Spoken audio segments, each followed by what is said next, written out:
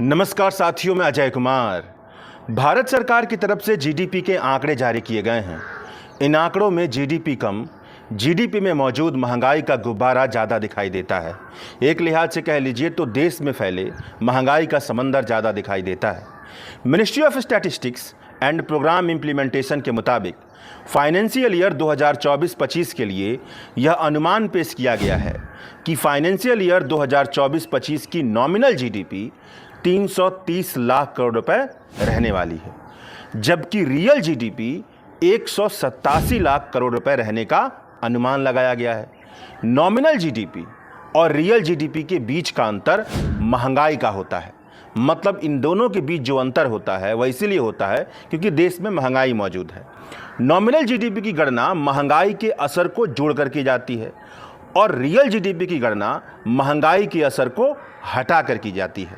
इसे ऐसे समझिए कि एक फाइनेंशियल ईयर में देश की सीमा के भीतर प्रोड्यूस कुल सामान और सेवाओं की कुल मौजूदा वक्त की कीमत यानी कुल मार्केट प्राइस मिलकर के जीडीपी बनती है। यानी अगर एक शर्ट की कीमत 2 साल पहले 500 रुपये थी और इस साल 1000 रुपये तक पहुंच गई, तो इसका मतलब यही हुआ कि एक ही शर्ट को खरीदने के लिए इस साल 1000 खर्च करने पड़ रहे हैं। मतलब सामान की संख्या नहीं बढ़ी, शर्ट एक ही रही, मगर कीमत बढ़ गई, वो भी 500 रुपये बढ़ गई। यह महंगाई की वजह से हुआ है। जब इस आधार पर कुल सेवाओं और सामान की कीमत को जोड़ते हैं तो नॉमिनल जीडीपी बनती है। अगर इस नॉमिनल जीडीपी से महंगाई का असर हटा दें तो महंगाई से पैदा होने वाली अधिक कीमत को हटा दें तो यह रियल जीडीपी बन जाती है। तो नॉमिनल जीडीपी 330 लाख करोड़ के मुकाबले रियल जीडीपी 187 लाख करोड़ का मतलब यह बना कि भारत की मौजूदा वक्त की अर्थव्यवस्था में मौजूद कुल सामान और सेवाओं की कुल कीमत का तकरीबन 43% हिस्सा तो केवल महंगाई का हिस्सा है। भारत की रियल जीडीपी कुल जीडीपी के मुकाबले महज 57% के आसपास खड़ी है। यानी भारत की जीडीपी का बहुत बड़ा हिस्सा, तकरीबन आधा हिस्सा कह लीजिए, तो महंगाई से बन रहा है। जीडीपी में महंगाई का गुब्बारा भरा हुआ है। देश में मौजूद जो महंगाई है वो जीडीपी में उसका समंदर तैरते हुए दिखाई दे रहा है। अगर जीडीपी ग्रोथ रेट की बात की जाए तो साल 2024-25 में रियल जीडीपी ग्रोथ रेट 6.5% रहने का अनुमान लगाया गया है।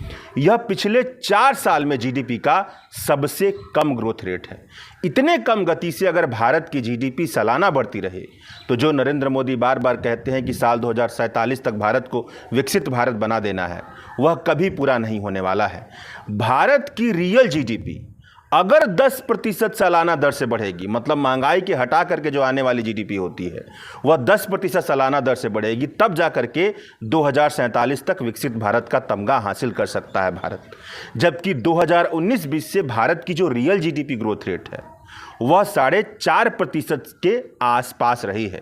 यानी नरेंद्र मोदी का कामकाज, उनकी सरकार का कामकाज ऐसा है कि विकसित भारत का नारा अभी ज़मीन पर उतरने में काफ़ी लंबा वक्त लग सकता है। बहुत प्रचार प्रसार किया जा रहा है कि अब भारत दुनिया की चौथी सबसे बड़ी अर्थव्यवस्था बनने वाला है, लेकिन अगर भारत की आबादी को मान लेते हैं कि वह 142 करोड़ के आसपास है और भारत की रियल जीडीपी 187 लाख करोड़ के आसपास है जो दिख रही है, तो भारत की कांस्टेंट प्राइस पे जो प्रति व्यक्ति आमदनी निकल करके आती है वह महज 10,000 रुपया प्रति व्यक्ति महीना निकल करके आती है। और यह पूरी दुनिया में अगर देखा जाए तो चौथे नंबर पर नहीं है, 20 नंबर पर भी नहीं है, 50 नंबर पर भी नहीं है, 100 से बाहर 143वें नंबर पर मौजूद है। यह है भारत की अर्थव्यवस्था का हाल। और यह हाल इतना बुरा क्यों है? उसका कारण यही है कि बहुत बड़ी आबादी के जेब में पैसा नहीं है, ढंग का रोजगार नहीं है, रोजगार है तो ढंग की सैलरी नहीं है, और जब पैसा नहीं है तो खर्च नहीं होगा, खपत नहीं होगी, और जब खपत नहीं होगी तो रोजगार पैदा करने वाले कारोबार कैसे लगेंगे? जब कारोबार नहीं लगेंगे तो अर्थव्यवस्था जिस तरह से दिखाई दे रही है, ढुलमुल रवैया जो दिखाई दे रहा है, 4 साल में जो उसका 2024-25 का ग्रोथ रेट है, रियल ग्रोथ रेट, वो सबसे कम दिखाई दे रहा है, तो ऐसा ही दिखाई देगा। शुक्रिया।